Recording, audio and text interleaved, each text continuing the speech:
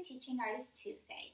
My name is Miss Wendy, and today we're going to be working on the ballet BAYADÈRE, specifically looking at one of its famous sections known as the Kingdom of the Shades. Now this in particular is one of my favorite sections because it consists largely of what we know as adagio. Now adagio you may have heard in regards to music, and it refers to a slow passage. Now, in regards to ballet, we like to think that adagio has to do with the care that you take to transition from one shape into another shape. When this is executed with great care, it gives movement this smooth, unbroken look that gives ballet part of the elegance in which it's known for. So we're going to go ahead and explore this concept together. We're going to start sideways and we'll stretch our foot in the front as if we're on a rocking chair.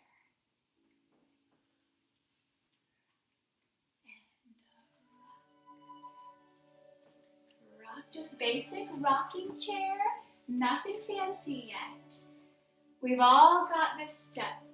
Now we're going to pause for a moment, and you're going to imagine as if there is a giant marshmallow under your foot, and it's slightly warm, so it has this gooey quality. So as you step, there is a resistance to go down, resist. And it starts to give it this slow transition in between movements. Good. Keep on resisting. Resist, and I'm just letting my arms sway as I step through these marshmallows. All right, now we're going to try traveling the step. So we're going to sway slow, slow, and then you're going to add 2 steps forward to go back into it. Rock. Good. So we're going to scoot back. Let's try that one more time. We stretch our foot to the front, and we go slow, slow, step, step, slow, and step.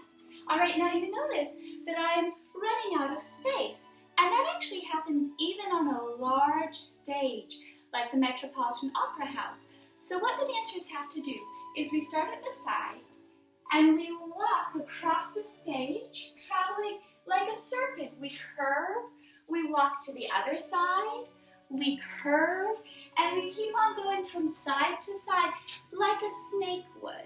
So we're going to take this slow pattern and we're going to try traveling like that. Putting our feet together, starting on your first side, we'll stretch your foot out.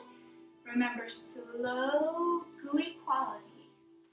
Slow, slow, step, step, slow. Slow, now we're going to curve it. Step, step, slow. Step, step, last one, slow, slow.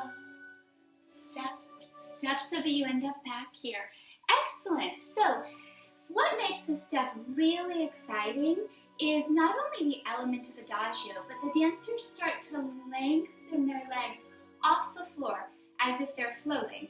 So, in order to do so, we have to work on the balance. And in order to be able to balance so our legs can float, we have something called dynamic eye line. Now, dynamic eye line is a fancy way for saying that you're going to find one thing that's directly in front of you. You don't want to be looking down or up, but you want to be looking straight out, and you're going to focus on that one thing. So say I'm here. We're going to go back to the rocks and we find one thing to look at. So as we sway, we find one thing so our leg can float up. And then we come back and you can turn your head here. And you sway, find one thing to float, to look at as you float your leg up. Nice. And remember, I'm saying float because it doesn't have to be this huge leg. You want that floating sensation. Try one more time. We float and look back. You have your gaze going straight out and look out. One more time. And look out. Good. So that should have allowed you to have a sense of balance. Now, there's one more thing that will assist you with your balance, and that's the use of the arms. So far, I've been letting you just sway them. However, when you use the arms, you can they can actually assist you. So imagine that my leg is floating to the back. If my arms are floating out here, then we're going to go ahead and be vertical because my weight's going back with my legs, and if my weight of my arm is going forward, I can stay right in the middle. If I just pull my leg back, I might fall backwards. So to work on that concept, we'll just put our feet together.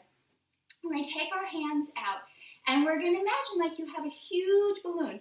You're just going to grab your helium balloon, and then you're going to let it release out as if it's flying away from you. Grab and release. Grab and release. Now, we go back to our sideways that we've been facing, and it's the same thing. We're going to grab this balloon, but this time it's going to release forward as if it's flying away from you to the front. And notice my right arm is higher than my left arm.